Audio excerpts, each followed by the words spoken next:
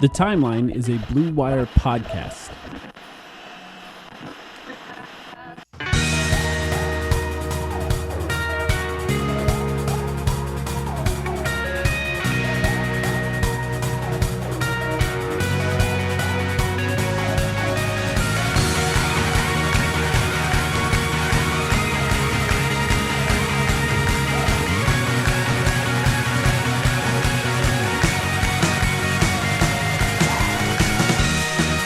Welcome to The Timeline, a Phoenix Suns podcast. And Sam, was that the ugliest win that you've seen the Suns win this season? See, it's funny you ask me that, Mike, because I was going to come on here and ask you if that was just the most convincing Suns basketball win we've ever seen. So, it's interesting how we view the game a little bit differently.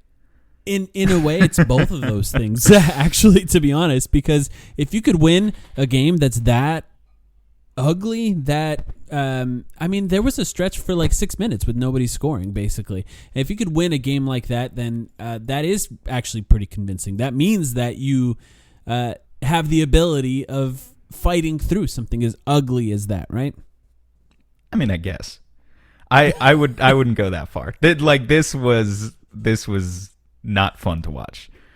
Maybe it was fun to watch. Maybe you guys know casual fans at home. Ask them if they had fun watching this game. I don't know. Maybe there's something appealing about just a defensive kind of slugfest.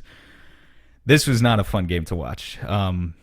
34 points total in the second half, a decreasing number of points with each quarter. They scored 29 in the first, 21 in the second, 19 in the third, and then 15 points in just a horrible fourth quarter. And look, to the point you were just making, Mike, they won. They're up 3-1. Their defense was on point. I think we'll talk about their defense. Maybe we can start there, because that's the only good thing. But their offense was atrocious. It was atrocious on basically all fronts, with the exception of one or two nice things I can say. There was no execution. I don't even know if the game plan was necessarily there. I have some bones to pick with that as well. It was bad. This may have been the most important Suns win since 2 games ago. The 90s? I mean, because the Suns team in 2010 that was in the Western Conference Finals only won 2. I think the last time a Suns team had 3 wins in the Western Conference Finals was in 1993 when they made the finals. And forgive me if I'm getting this incorrect, but I don't believe they've been to a Game 7 in the Western Conference Finals, at least since 1993, because that's what it would take to lose and not make the finals. So, as far as I know, this may have been the most important Suns win since Charles Barkley. And it's funny how when that happens, it's an 80-84 rock fight. Neither team can score. Devin Booker fouls out. Chris Paul has another uncharacteristically bad shooting night. And really, I mean, the game was won not from 3. I'll tell you that much. Both teams combined shot I think 17% from the 3-point line. Disgusting. A ton of free throws were shot.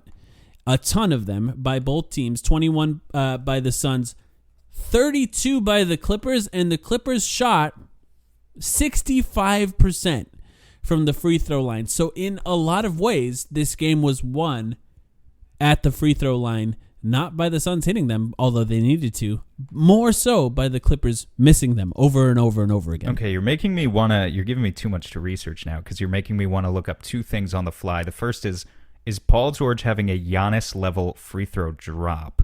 He's shooting 86% in the playoffs. Not bad. Not bad at all. He was at 87% in the regular season. That's not really a drop at all. But I think it is interesting. He's had a couple of these stinker games in a row. And again, tonight, 12 for 18, had a couple of opportunities to keep the game close. Not that they should have ever been in that position in the first place, because they should have just hit their open threes. But couple of missed chances for playoff P.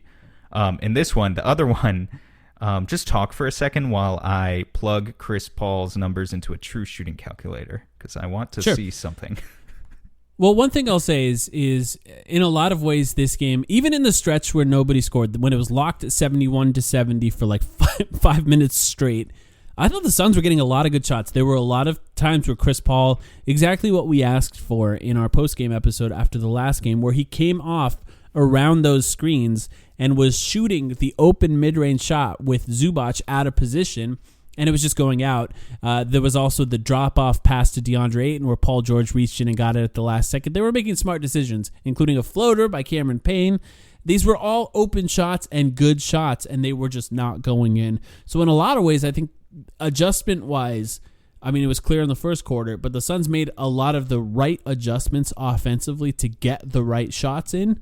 And in this game, for both teams, shots were just not dropping. So this Chris Paul, 36% true shooting in this game, where he had 18 points, Yikes. 22 field goals. For those who don't follow religiously an advanced number like true shooting like I do, like if you have if you have a sub 50% true shooting, that's bad. If you have a sub 45%, that's like atrociously bad.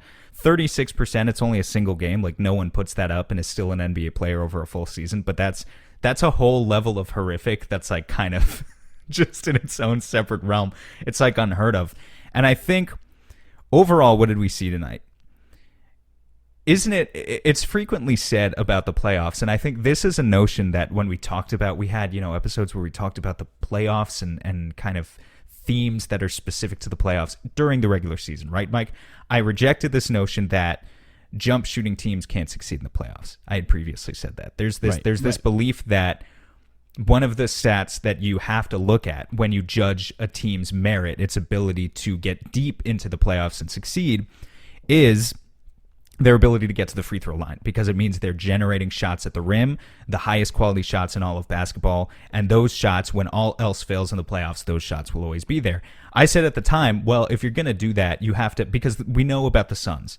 They have always been a jump shooting team. Jump shooting team, not necessarily in the, let's shoot 53s a game like the Rockets type of way, but just they shoot either mid-range shots or threes, but they don't get to the rim a lot. They don't have traditional slashers. They don't have guys who get to the free throw line 10 plus times a game.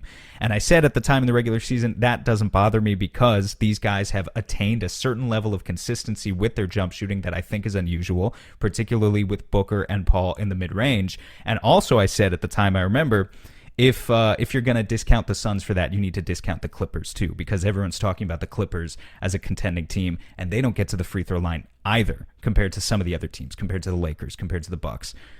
So here we are, and this is a playoff series that is very much testing that. We saw that push to the edge tonight with two teams that traditionally people say shouldn't be in this position because neither of them can get to the goddamn rim. One of the only buckets the Suns got in the last few minutes was Chris Paul. First of all, I have a whole lot to say about just what the hell the Suns are doing in the first 10 seconds of each possession, each half-court possession in the first place. But this was actually a possession that was ran well. The Suns got the switch they wanted. Chris Paul was on Zubac, and he actually got to the rim, which was not something that neither he nor Booker were trying to do for 90% of the game.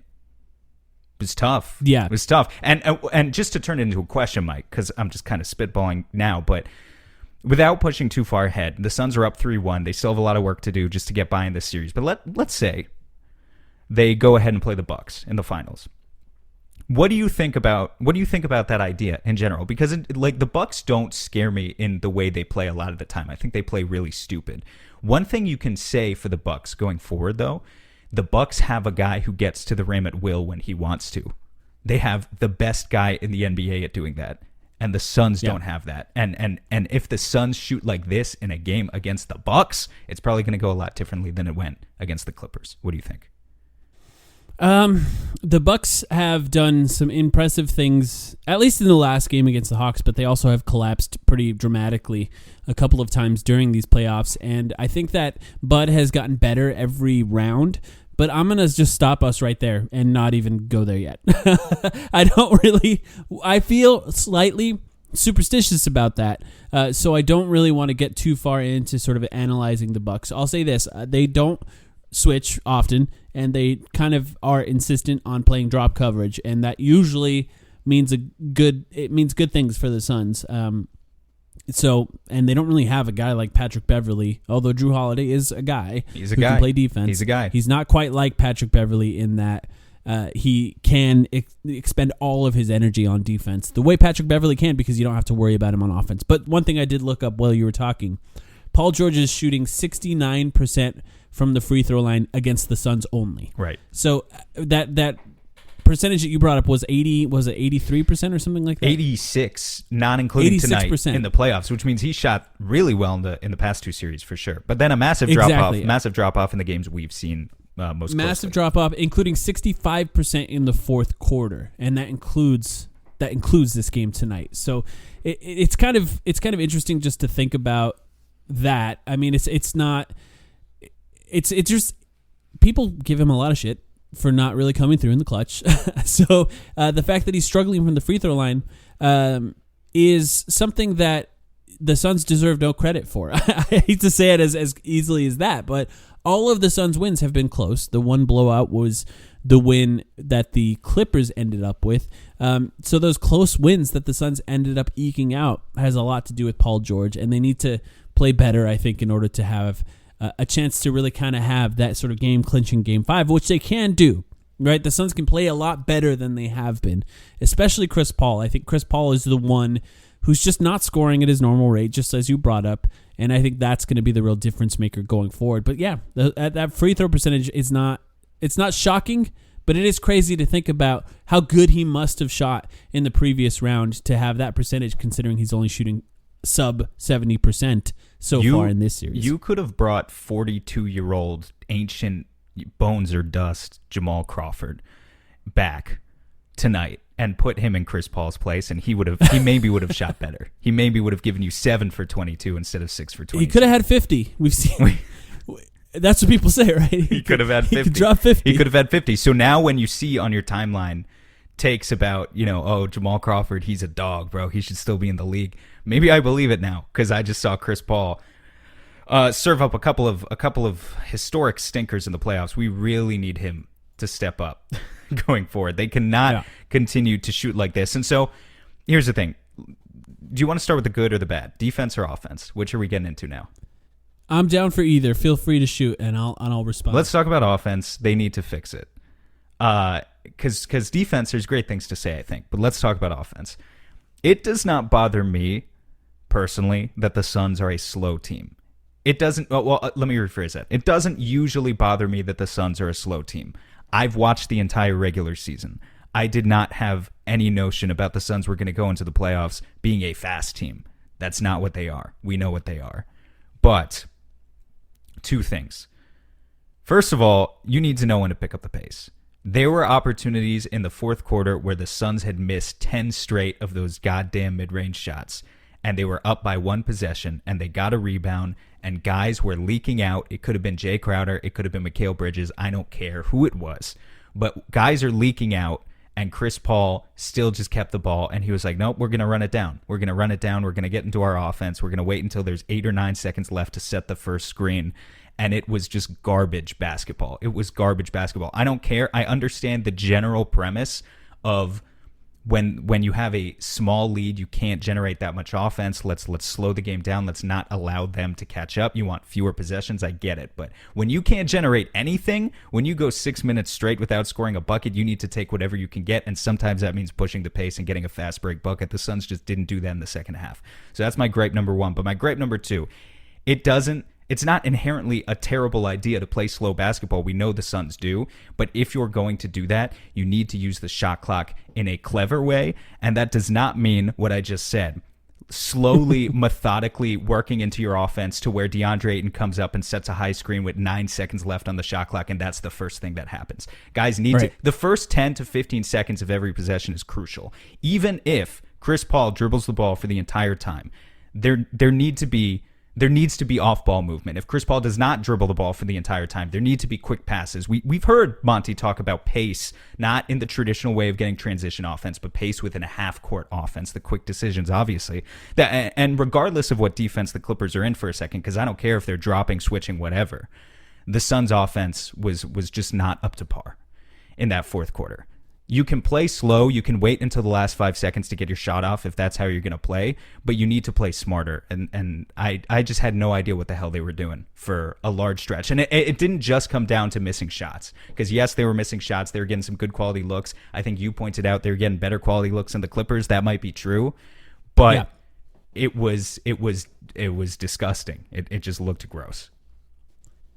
Now, I want to start off by saying people in general tend to discount the difference that how tired they are makes on the game. There's a reason why the offense looks so crisp in the first and then not so crisp in the fourth. I just think that we tend to discount how that affects the game because it's not sort of measurable by us. We're just sort of watching it with our eyes. I'll say that too. But I think you're absolutely right. He's very turnover averse, obviously, Chris Paul. And you want to win the turnover battle. The thing is, they didn't. It was 14-10 in this game. The Suns lost that turnover battle, including 4 by Chris Paul, 5 by Devin Booker, 3 by DeAndre Ayton. The rest of them was only 2 by Mikal and, Cameron Payne. So not a ton of turnovers outside of that. But like if those turnovers are coming from your 3 main guys, the guys that play close to 40 minutes or more, that's tough. And I think you're right that they need to I understand the idea, right, of the clock being on your side. The clock is your friend when you have a lead, which the Suns, by the way, had the lead the entire game. At no point in this game did the Clippers have a lead, even though it didn't feel like that in any way. Nope. That is a fact. They had a lead the entire game. So going into that fourth quarter, 5 minutes left, I understand that. But you're right. I think it too often came down to ISOing. I think that has to do with how they're defending it, one. And I think the Suns, for a while, I actually liked their game plan of attacking the right mismatch. They brought Zubac out to the perimeter. They were trying to get Marcus Morris or Nicholas Batum out to the perimeter to guard as much as possible, get Patrick Beverley off Devin Booker. But that's going to result in some bad shots sometimes. And I think in some ways, I'll be honest, Sam, we're just going to have to deal with that. They can still win with that. And sometimes that is going to be the best that they're going to get. This is not a bad team. This is a very, very good team. And too often, they're going to take those kinds of shots. I really just think that. Yeah, I mean, look, I get it. They're going to go as far as their stars take them, right? Like, it's not like Jay Crowder, Mikal Bridges are going to win you the game by putting the ball on the floor, but it's just you need easy buckets where you can get them. And I don't know, they just didn't good enough. They didn't do a good enough job of going to counters in this game. It was just too predictable. I mean, we're in game 4 now. The Clippers know what the Suns run, and they were going into those elbow sets like they were going through the motions, but nothing was happening. It was just frustrating. Yeah. It was very frustrating. Look, you're not going to like this, but Mikal Bridges can't create for himself at all. And we were hoping he would be able to at this point. Right, but it's not. He showed some flashes of that throughout this throughout the end of the season and the second half of the season. But the fact that the Suns can only have 2 guys that can create for themselves, and the way that the Clippers play defense with the type of personnel that they have means that it's mostly going to come from those 2 guys. And Mike, it'd be nice I know. if Mikal could do it. And it'd be nice if Ayton could do it, but they can't. Okay, but you're not saying anything I don't know. I know Mikal is not going to literally create the offense. The point is, if you put yourself in a situation where you bring down the clock to 9 seconds and then you give the ball to Mikal Bridges, well, of course he's not going to do anything with it. You've shot yourself in the foot and you've put yourself into a corner where now only Chris Paul and Devin Booker can create any of the offense. What happened to remember the Cam Johnson cuts from the first game? Like, what happened to that? Where has that been for the past 2 games? The off-ball movement, the types, like, I don't expect these guys to literally create the offense for themselves, but it just hasn't been an option. We haven't even seen any of it. Yeah. I mean, I'm not disagreeing with you. I do agree. I just think that at this point, I think we're seeing more than any other time, we're seeing what only having 2 guys that can create offense, besides Cameron Payne, I'll give him credit. It wasn't a Cameron Payne game, which we're not going to fault him for that. He's coming back from an ankle injury. He had 5 points. I think he was still relatively good, but still ended up shooting 2 for 8. But I think we're seeing that, right? We're seeing the fact that the Suns only really have 2 guys that can do that, and they both took 22 shots. Devin Booker ended with 25 points. Chris Paul with 18, and that the difference there is the ability to get to the free throw line, which Devin Booker did 11 times, which makes a massive difference. And Chris Paul still did relatively well in this game, right, with 7 free throws. Never on drives. They're usually, somehow, he's probably the best in the league at getting fouled 65 feet away from the rim. Look, I'll give Chris Paul credit for getting fouled 65 feet away from the rim, like you're saying. He put the Clippers into the bonus early. However, 4 of those 7 free throws were in the last 30 seconds. I don't exactly credit him that's a good point. For putting pressure on the rim in this game, because he didn't. 100%. He just doesn't do it. And Devin Booker does. And that's another reason why you can't really get those 6 fouls. Let's take a quick break and let's talk about defense when we come back, because I actually think this was a really interesting game defensively.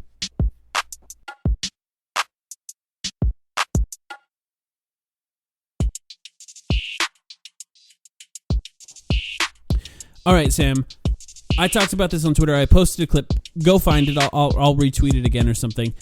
The Suns were doing some interesting things defensively in this game. The main thing was on Zubac's pick and rolls on the wings, which they ran a lot of in Game 3. They were icing, and once again, this is forcing the guards to the baseline, basically, and denying their ability to get to the center of the court and stopping the ball from rotating essentially to Zubac as much as possible. And it made a huge difference in this game. Zubac still ended with 13 points. He played the most minutes he's ever played, 40 minutes, but he didn't have those 10 free throws that he had in the previous game, and a lot of that, I think, came from the 7 offensive rebounds that he ended up getting. That was, I think, the biggest difference as far as strategic difference that I noticed. But what do you think of the Suns' defense in this one? I mean, I really like the ice observation. I kind of just want to give you the floor there. Do you want to? I imagine most people don't know what ice is. You need to. It's like a basketball coaching term. Do you want to just explain? You explained really quickly there, but do you want to get into details I think a little bit? the best way to describe it, and I posted one of Cameron Johnson, but I think the guy doing it most often was Mikal Bridges, because Mikal Bridges was guarding the guys with the balls on the ball screens more often than Cameron Johnson was. But the example that I posted, I'll describe that. That'll help. Reggie Jackson is basically at the left wing. He wants to go right, so that means that Zubac is setting the screen on the right side. And what Cameron Johnson does, instead of trying to fight over that screen and giving him the center of the court, he sets up in front of Zubac and just doesn't let Reggie Jackson go right. So Reggie Jackson is forced to go left and ends up on the left side of the court. That allows 2 defenders, which was Ayton and Cameron Johnson in this scenario, to corral Reggie Jackson and stops the pass from easily flowing to the middle of the floor. There are counters to that, and I think Reggie Jackson did a few interesting things, either forcing a switch with DeAndre Ayton, which I think DeAndre Ayton did well, or properly pulling up from mid-range if you can come around the screen fast enough to get the edge on Cameron Johnson.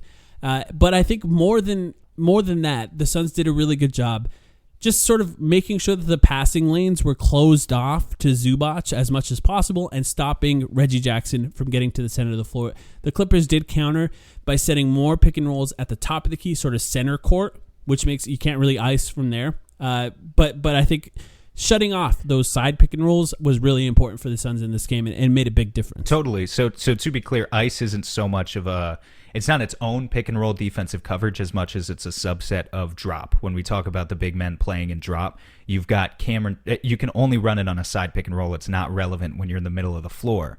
The entire concept is you're trying to keep the ball away from the middle of the floor, because if you let a guy get downhill in the middle of the floor, he's got more angles, he's got more passing lanes. If you can force him just to the baseline, you've cut off half of those instantly. That's the idea. And so when you see Cam Johnson dart out and kind of close off, in the case you were talking about, not allowing Reggie Jackson to drive right, he kind of plays him at an acute angle, right? And he's not so much there are forms of defense, most forms of defense, frankly, where it's like you're trying to play point of attack defense, you're stopping penetration, you're keeping the ball in front. This is not so much about keeping the ball in front as much as it's funneling. So one of the potential downsides of ice is you kind of concede the lane a little bit. You are funneling towards the big man. You need to have a lot of faith in the big man to be up to his chops behind you and seal off the lane so that the guard can't drive, right? So in some cases, like you were saying, Reggie Jackson was able to just kind of drive quickly and pull up for a midi, and he was able to make those. It's like you're allowing the penetration there, you're conceding that to him, but you're willing to bet that the trade-off is you're forcing him towards the baseline. He's not going to easily be able to make that pass to Zubac because you've closed it off with weak side defenders. And now all of a sudden Reggie Jackson's kind of stuck in this corner where it's like, go ahead, dude, if you want the mid-range, you can take it. We're willing to bet that that's a bad shot. And so that's why the Suns went to that. The Suns know at this point in the series where the Clippers offense is going to come from. They know that Paul George can make difficult shots. Well, tonight and for a couple games in a row, Paul George hasn't made difficult shots. But in theory, he's the guy who he can go to ISO. It doesn't matter how you guard Paul George. He can make just difficult contested shots, no matter what. But their number 2 guy has to be Reggie Jackson. Their number 2 guy has been Reggie Jackson throughout this series, and he's been amazing. And he prefers the side pick and rolls, whereas Paul George likes it from the top of the key. So the Suns basically went in saying, let's cut off Reggie Jackson, and then if Paul George hits difficult shots, well, we're willing to bet that Devin Booker and Chris Paul can hit more difficult shots, and we'll win the game. Now, as it turned out, none of those 3 hit difficult shots tonight, but the Suns still won the game because they cut off Reggie Jackson. They didn't allow him. The most difficult shot was free throws for the Clippers, which should be the easiest shot of the game. They struggled with what should be the easiest one. I just want to quickly say, I live pretty close to the arena. Most people know. I've said it before on the podcast. Drop your address. In my neighborhood right now, my neighbors are setting off fireworks. Just to give an example of where the city is at, I think where Suns fans are at right now. It's possible you guys might even hear a few because they're not too far. If you hear a pop, if you hear an explosion, it was a firework. Could always be bullets where I live, but I don't know. The city is excited. They're setting off fireworks in my neighborhood, and I'm close to the arena, so pretty fun. But just on that point, Reggie Jackson, 8 for 24 tonight, 2 for 9 from 3.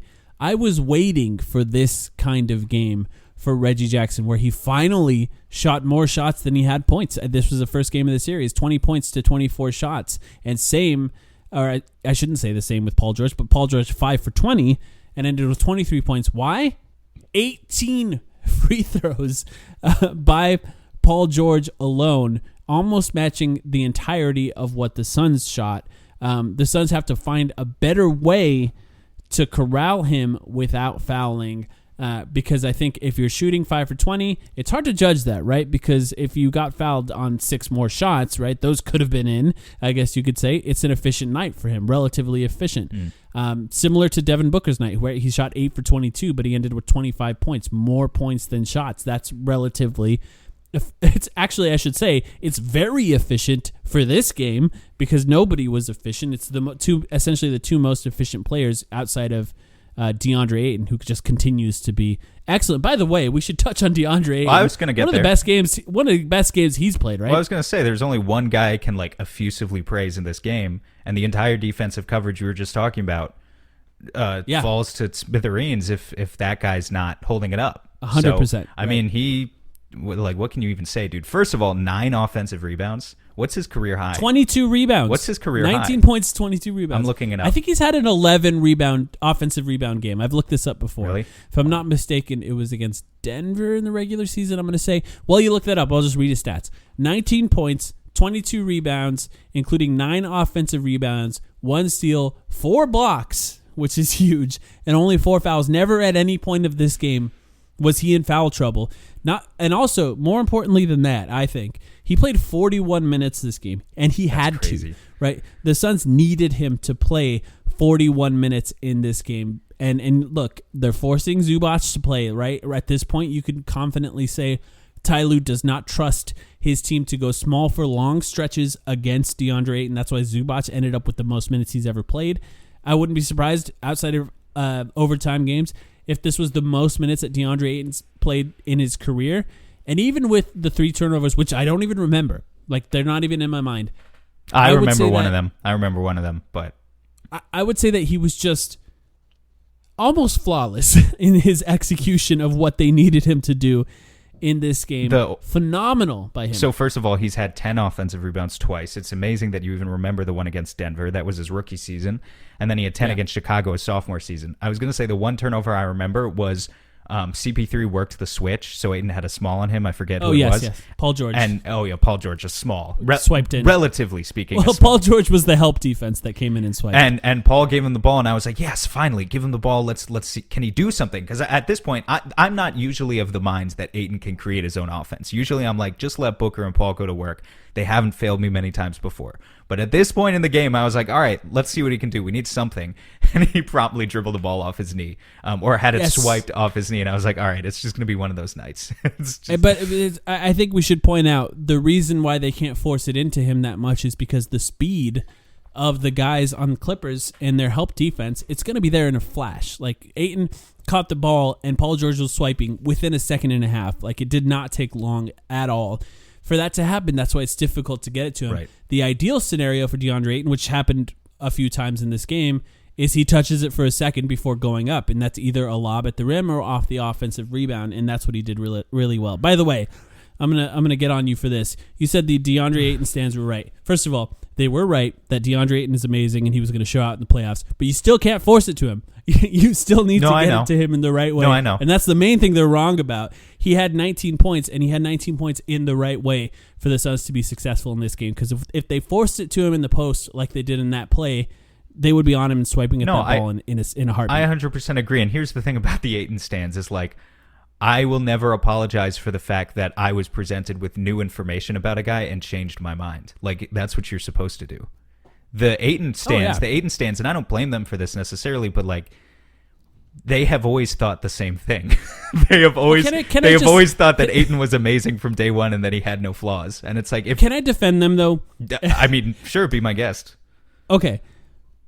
So I think that their gripe was more commonly with non-Suns fans than with Suns fans. It just became somewhat of a civil war with people where Suns fans at times were not allowed to criticize him in any way, or things that were phrases that were phrased in ways like we commonly did, where Ayton needs to do this. We would like it if he did this more. Were commonly confused and turned into criticisms when they weren't necessarily criticisms. They were just analysis. But I think the reason that they were pushed to where they were, right, they became the Joker, was because of the amount of non-Suns fans that so quickly would comment that he's a bust every single time that he played well or had a relatively mediocre game, right? Every time you see DeAndre Ayton, you go in the comments, there were a bunch of fans of other teams. Bust. That happens with every team, Mike. I think if you talk to a lot of them, their gripe was with other Suns fans. Like, there's a reason it was a whole stupid fucking Avengers Civil War type deal. I still defend them a little bit, because I think the obvious pushback on somebody saying that a player is a bust, because that's the absolute extreme on one end, which was always wrong, is going to be the absolute extreme on the other end. That's all I mean. I'm not surprised that came out of that. That's how the internet tends to work. Yeah. We got meta. I don't know why we're even talking about that. He had an amazing game. We got to get a little meta every game. He's been amazing. I mean, I don't have enough good things to say about his performance in the playoffs. Just awesome. Yeah. Just awesome.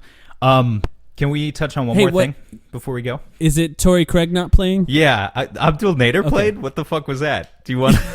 What? I feel like that went kind of under the radar because of the whole craziness of the second half. Well, I'll be honest. When Abdul Nader came in and played, I thought, okay, they're not going to play Saric. But then Saric came in immediately afterwards. I thought, okay, they have the opportunity to play Nader and Craig, right? And they can go small and kind of see what they can do against those guys in small ball minutes. By the way, Craig did end up playing like a few seconds at the end of the game to foul when we needed fouls. But yeah, Abdul Nader, look, he's coming back from injury. By the way, Abdul Nader's healthy, if you guys missed it. They cleared him right before this game. I think in some ways it makes sense to play Nader, because the Clippers were playing those sort of 3-guard and sometimes 4-guard lineups against the Suns, which were just killing the Suns with speed. And Abdul Nader has the athleticism. He has the speed to keep up with those guys.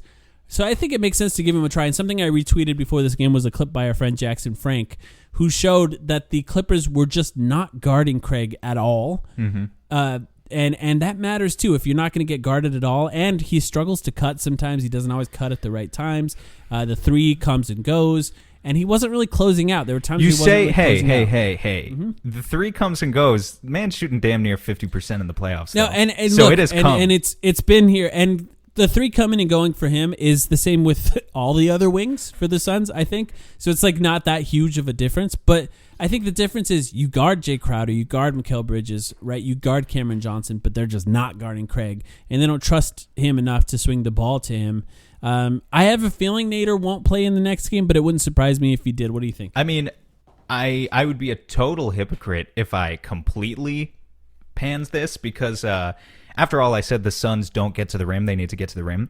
Abdel Nader gets to the rim. That's like the one thing he does well, in my opinion. That's the one thing he does well. He does a bunch of other things average, but the one thing he does well is get to the rim. He at least tries to put his head down and drive the ball. He's a Kelly Oubre light in many ways. I mean, really, his game is remarkably similar to Kelly's, because once he gets there, he's not passing, and that's kind of. Neither was Craig, though.